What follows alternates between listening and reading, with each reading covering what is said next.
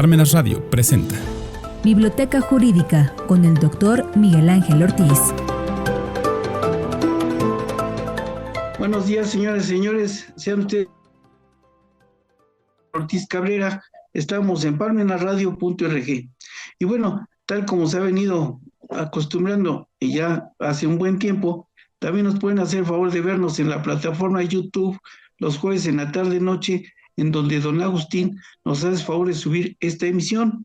O bien, como se debe también hacer, nos pueden ver a través de la plataforma de parmenasradio.org los viernes a las 11 de la mañana. Si esto es así, vamos a empezar porque hoy tengo 3 temas que se me hacen muy importantes y que espero sean de el interés del gran público que nos hace favor de seguirnos semana a semana. Primero, concurso mercantil Grupo Salinas. 2, anulación pensiones millonarias. Y tercero, ataque a Irán. Fíjense que he escuchado ya sin sorpresa el señor Salinas Pliego ha solicitado voluntariamente el concurso mercantil. Ello me permite dar un panorama muy rápido de lo que es el concurso mercantil. ¿Por qué? Porque me he encontrado mucha gente y sobre todo los periodistas, que en su vida han ido a un juzgado de distrito o han estado frente a un concurso mercantil y hablan como si dominaran la materia.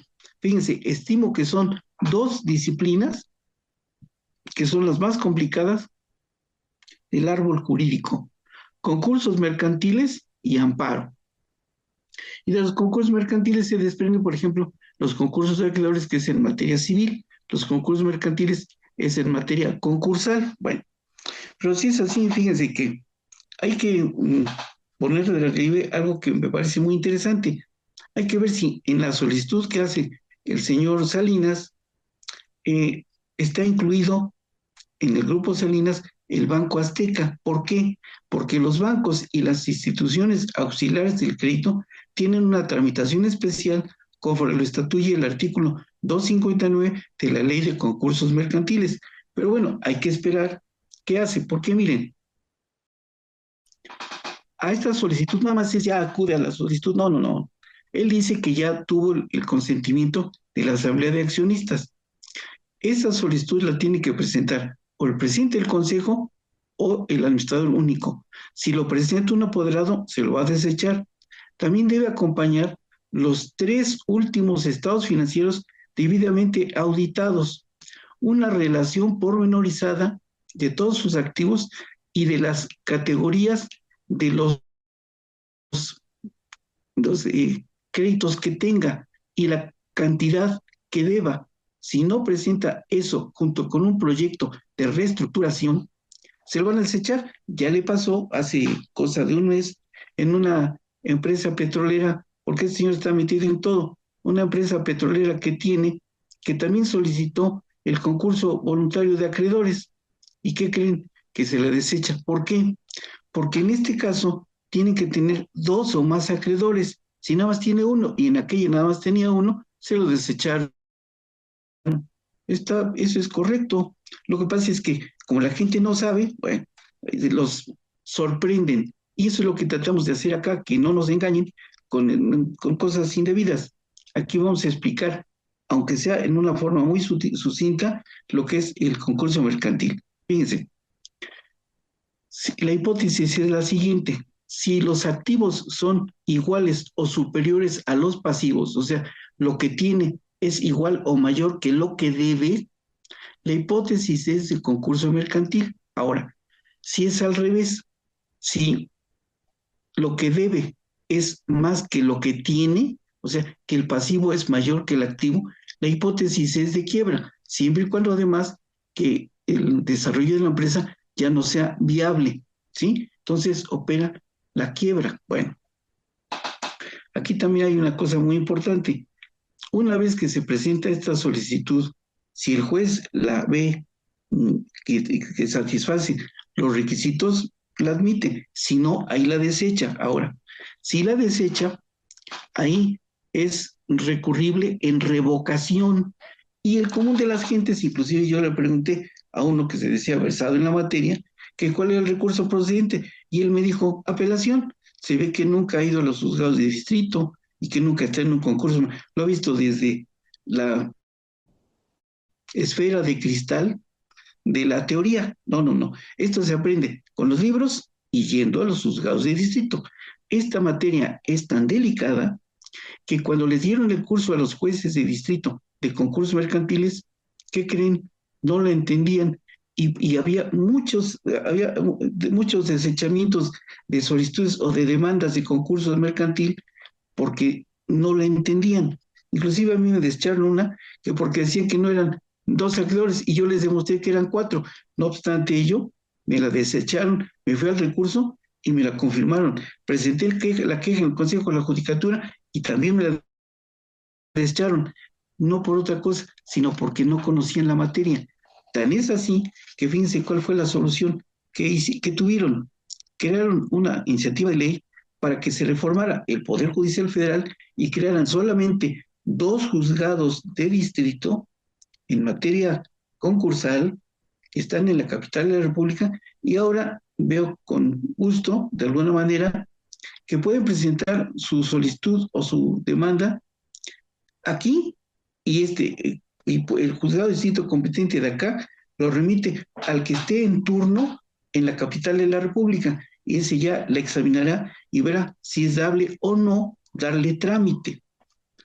Esto es, si hay un concurso mercantil que viene de Sonora o uno de Chiapas, se presenta en el juzgado de distrito de Sonora o de Chiapas y lo recibe, no lo admite, lo recibe y lo remite al juzgado competente que van por turnos otros en la capital de la República para aprovechar estos mecanismos que tiene ahora la tecnología. Ahora, aquí cabe hacer también una pequeña, gran diferencia. Se llama solicitud cuando la presenta la propia empresa.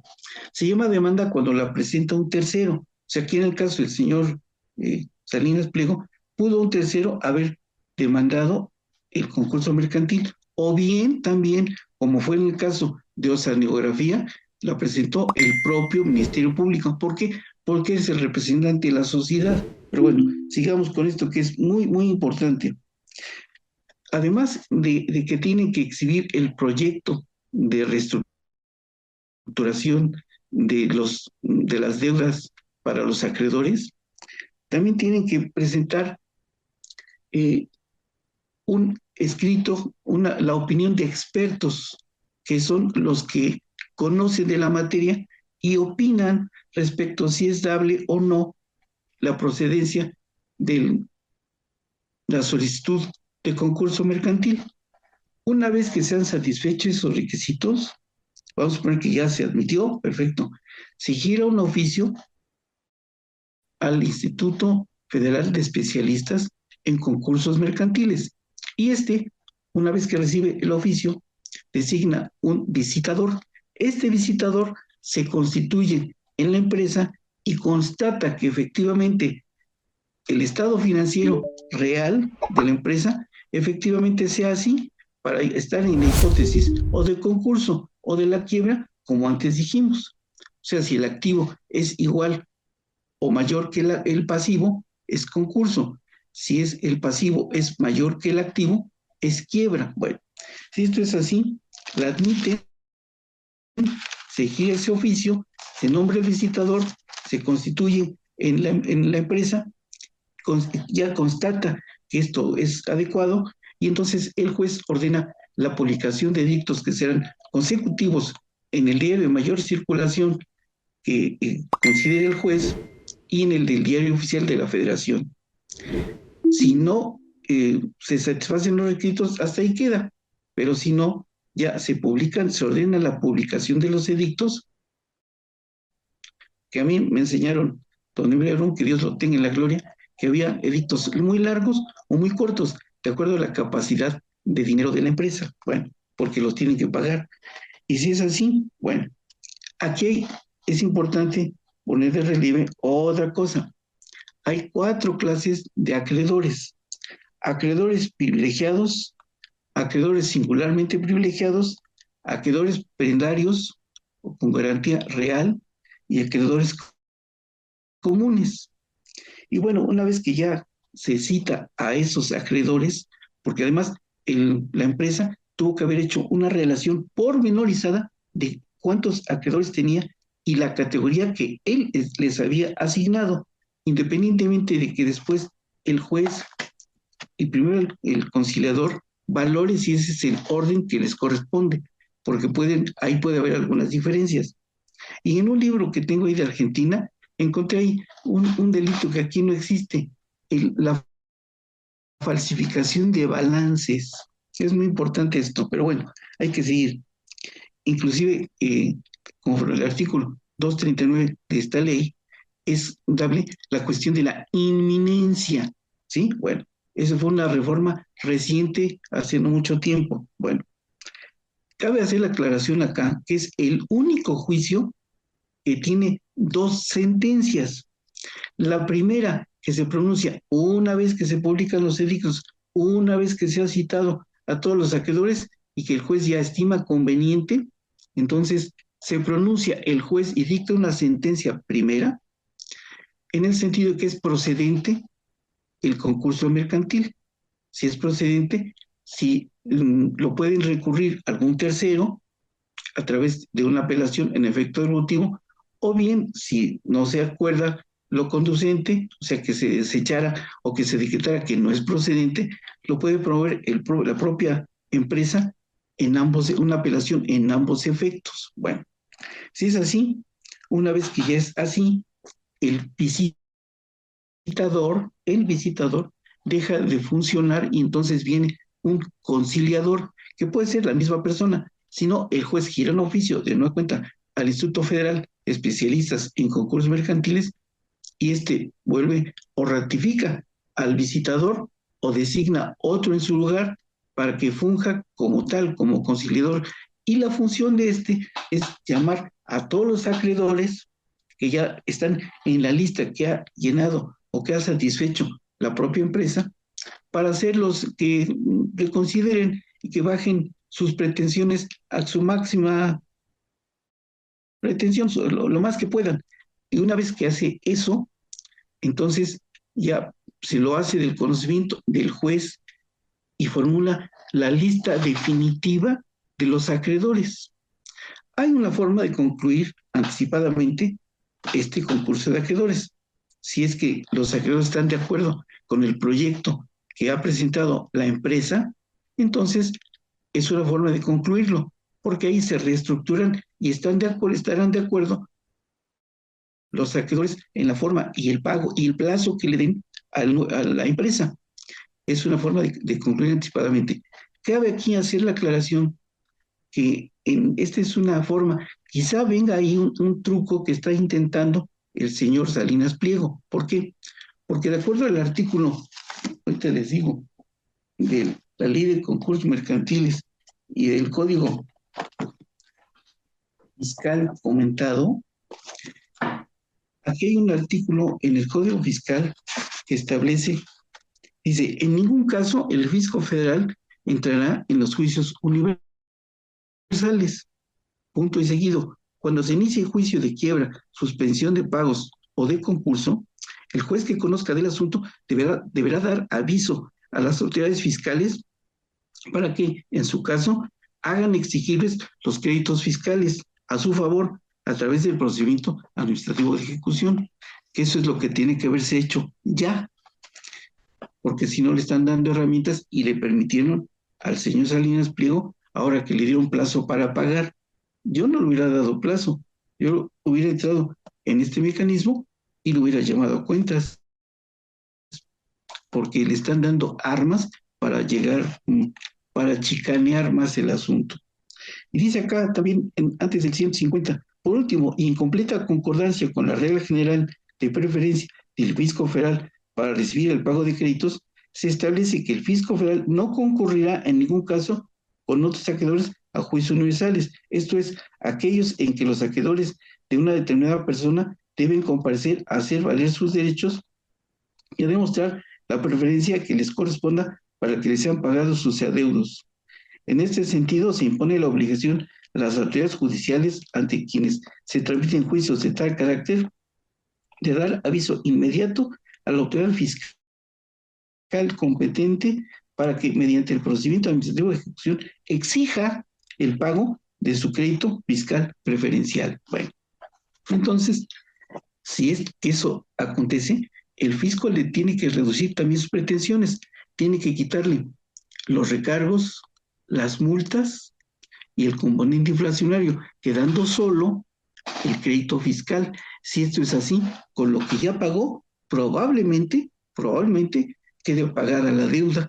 Y ese es un truco que el señor Salinas Pliego se puede sacar de la manga y es algo que no ha visto, no ha vislumbrado ni la presidente ni la consejera jurídica del truco que pueden hacerle esta gente, porque este señor es un verdadero y auténtico sinvergüenza, con respeto a los sinvergüenzas. Bueno, y vamos a seguir. Ya una vez que se ha hecho todo lo anterior, que es la segunda sentencia que pronuncia el juez en el que se declara procedente el reconocimiento de créditos que se había hecho valer ante el conciliador, esta sentencia también es apelable en ambos efectos. Bueno, si ya no es viable el desarrollo de la empresa, entonces pasan a una siguiente etapa, que es la de quiebra. Esto es con el pasivo rebasa el activo, o sea, lo que se debe es mayor que lo que se tiene. Si es así, la función del síndico, que además es el desapoderamiento de los bienes y él asume la calidad de apoderado para pleitos y cobranzas, acto de administración y de dominio, y entonces su función se reduce al hecho de convertir eso de tal manera que se le pueda pagar a los saqueadores en el orden en el que ya se justificó ante el propio juez, pero primero se tuvo que haber justificado eso ante el conciliador. Bueno, aquí me pasó una cosa curiosa. Una vez estaba yo en el colegiado, en el unitario, perdón, ahora colegiado de apelación, y me dice el secretario, oiga, ¿no tiene usted algún libro de esta materia? Porque vino aquí un señor a proveer sobre el conocimiento de créditos.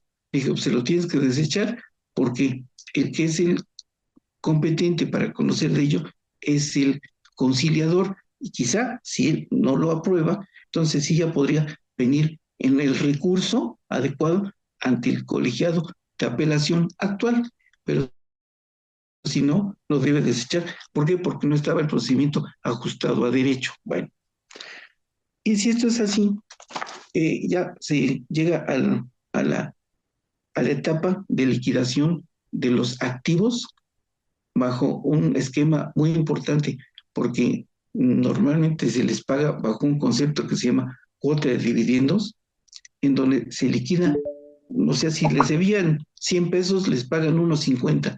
Por eso no les conviene por el interés público. Recordemos que este procedimiento es de interés público. ¿Qué es interés público?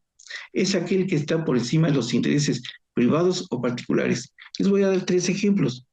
Los juicios concursales son de interés público, las huelgas son de interés público y los juicios de alimentos. ¿Sí? Bueno, es muy importante.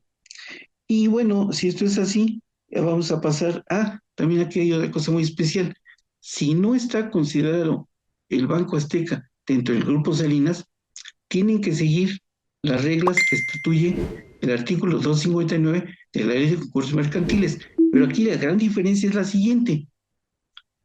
Tanto el visitador como el conciliador como el síndico, en este caso, no lo designa el Instituto Federal de Especialistas en Concursos Mercantiles, sino lo hace la Comisión Nacional Bancaria y de Valores. Mucho cuidado con eso, porque acá vi en un asunto hace muchos años, en el año 2000, que una institución auxiliar de crédito era una unión de crédito, presentaron solicitud de concurso y ¿qué creen? El juez, como no conocía la materia, ¿saben qué? Le giró oficio al Instituto Federal de Especialistas en Concursos Mercantiles y ellos nombraron un visitador, después un conciliador y luego el síndico. Pero ¿qué creen? Acabaron el juicio y todo lo actuado por ellos, ¿qué creen? Es nulo, porque no es así el trámite, es conforme al 259 de la Ley de Concursos Mercantiles. Por eso les pasa por no estudiar concursal. Bueno, es una materia, insisto, concursos mercantiles y amparo para su servidor son las materias más complicadas que hay en el árbol jurídico. Y decía también don Emilio Aruntame, que en mi concepto fue el mayor conocedor de esta disciplina hace 40 años. En esa época, suspensiones de pagos eran para empresas que tenían todo, pero todo en orden. Por ejemplo, acá también tiene que exhibir sus libros de diario mayor, actas, accionistas y los estados financieros debidamente auditados. Si falta alguno, lo van a desechar.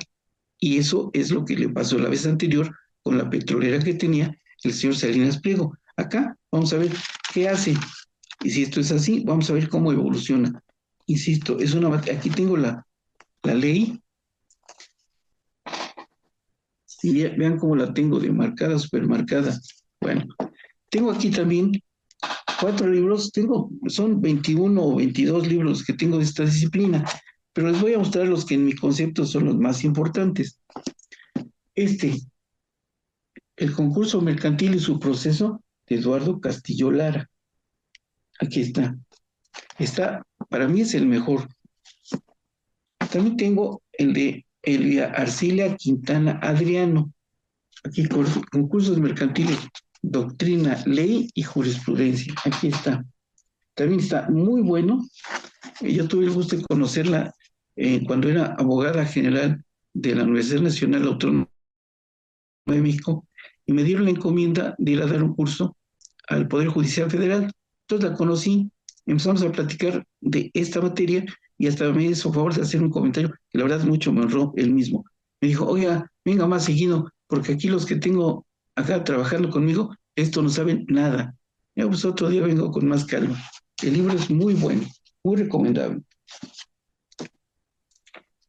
Derecho concursal mercantil de Juan Antonio Ordóñez González. Está muy elemental, pero bastante bueno, accesible.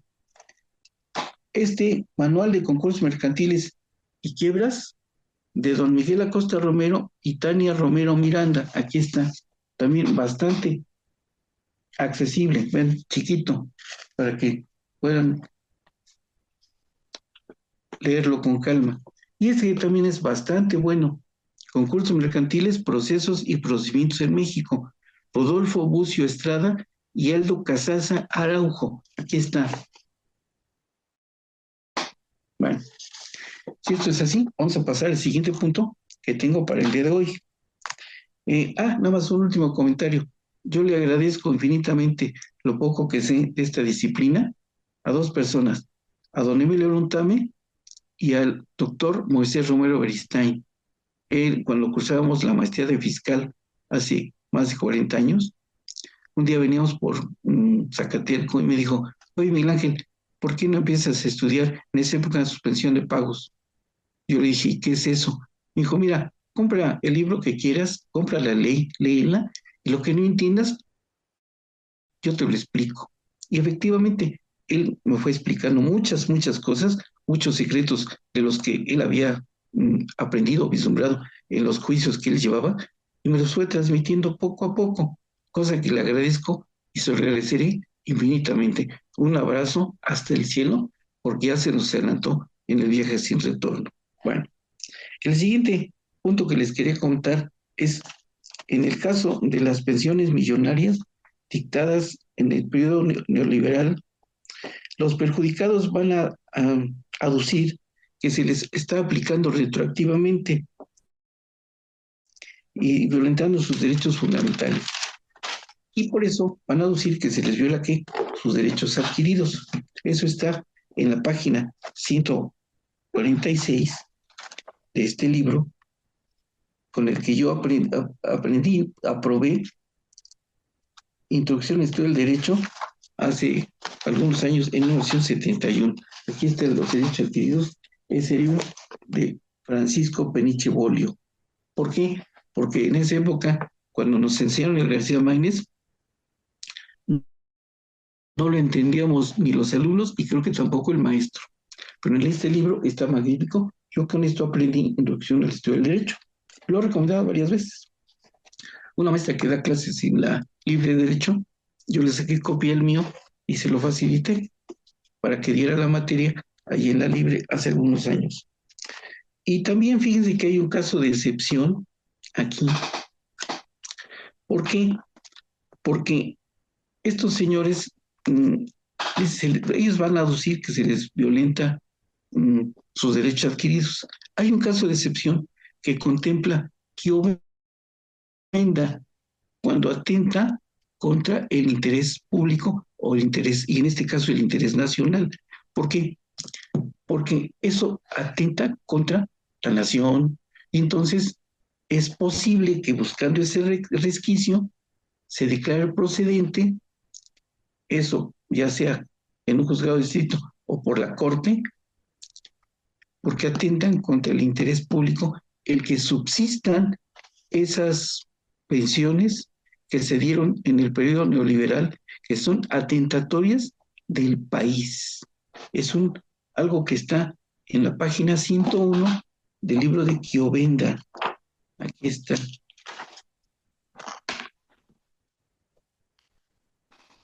está. Aquí está. Y el libro de Acosta Romero, donde habla del interés público, está en la página 853. Aquí está, vean. El libro.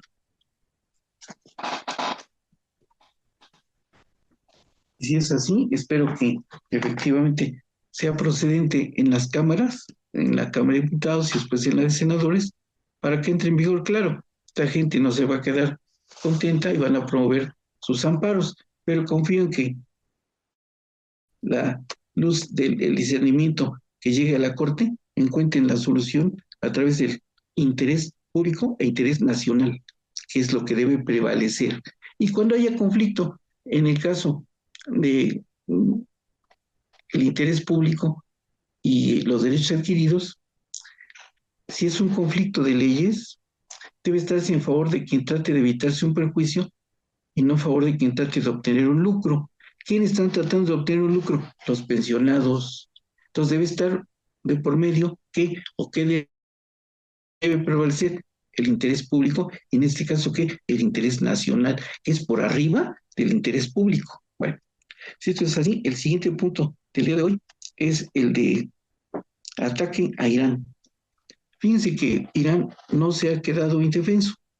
A través de sus misiles ya bombardearon, dieron respuesta, bombardearon al portaaviones más grande del mundo que tiene Estados Unidos, el Abraham Lincoln, y también bases militares que tenía Estados Unidos en Kuwait, en Arabia Saudita, en los Emiratos Árabes. Entonces se va a poner la cosa fea, pero fíjense que estaba yo analizando con cierto cuidado esto, porque el estrecho de Hormuz, que ya amenaza a Irán con cerrarlo, el 20% del petróleo mundial sale por ahí y el 80% del gas natural con el que se abastece a Rusia y a China pasa por ahí. Entonces van a darle un calambre muy fuerte al señor Trump, y no tanto él, porque ya con su problema frontotemporal ya no ata ni desata, pero a la gente que lo sostiene a él, no, es como si se quisieran dar un balazo en el pie. ¿Por qué? Ya tiene el problema de Venezuela, ya tiene el problema de Ucrania, ya tiene el problema mayor, la drogadicción de su juventud en su país. Entonces no puede estar abriendo frentes tan endebles. Entonces va a tener que llegar a un entendimiento. Y por esa razón, fíjense que encontré aquí este libro de Norberto Bobbio, en el cual habla del pacifismo. El libro se llama El problema de la guerra y las vías de la paz. Y aquí habla del pacifismo que aquí encontré. Tiene que entrar en un pacifismo instrumental, institucional y finalista. Y está en la página 75 de este libro. 75 y siguientes. Aquí está. ¿Sí? También está marcado porque ya lo hemos citado en algunas otras ocasiones. Este es el libro. Bobbio ha sido uno de los grandes teóricos del derecho después de Kelsen. Y si esto es así, ya no me queda otra cosa más que comentar, excepto que hay que estar pendiente del procedimiento concursal del señor Salinas Pliego para ver en qué acaba, porque no es tan sencillo, va a estar complicado. Claro, supe también que en el libro que sacó el señor Juan de Dios, no, Julio Scherer, el hijo, él, por sugerir que llevaran el concurso mercantil de Interjet, había recomendado a un bufete que quería cobrar la pequeña cantidad de 90 millones de dólares por revisar lo que aquí acabamos de denunciar. Pero creo que finalmente el señor López Obrador se dio cuenta de ese truco que hacía el señor Scherer Ibarra y que creen, lo despidió. Aunque digan que no, esa fue la verdadera razón, porque estaba lucrando con el cargo que le habían encomendado. Se había vuelto un verdadero y auténtico sinvergüenza, con perdón de los sinvergüenzas. Si esto es así, ya no tengo ninguna otra cosa que comentarles. Se me había olvidado. Fíjense que en lo relativo al petróleo, ya no estamos como en 1973 con lo de la OPEP. Aquí tengo este libro de Luis, sí es de Luis Pasos, donde relata lo que pasó en esa época. Aquí está, en la página 105, los precios del petróleo y la OPEP. Aquí está.